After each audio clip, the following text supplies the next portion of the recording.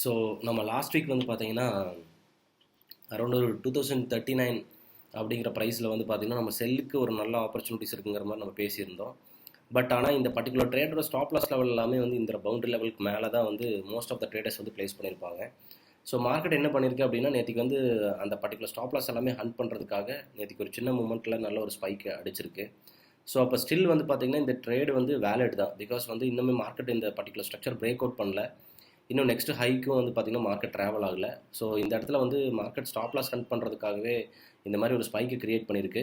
So நம்மளோட trading setup வந்து பார்த்திங்கன்னா இன்னும் நம்ம வேலிடாகவே கன்சிடர் பண்ணலாம். ஸோ அப்போது ஃபார் எக்ஸாம்பிள் நீங்கள் இப்போ பர்டிகுலர் இந்த என்ட்ரியை மறுபடியும் நம்ம ஒரு செல்லிங் ஆப்பர்ச்சுனிட்டிஸாக கன்சிடர் பண்ணி நீங்கள் இப்போ மறுபடியும் செல் பண்ணால் கூட நம்மளோட டார்கெட்ஸ் வந்து டில் 1977 வரைக்கும் வரதுக்கான பாசிபிலிட்டிஸ் இருக்குது. ஸோ உங்களோட பொசிஷன்ஸ் வந்து நீங்கள் க்ளோஸ் பண்ணாமல் வச்சுருந்தா உங்களோட செல்லை ஹோல்டு பண்ணலாம்.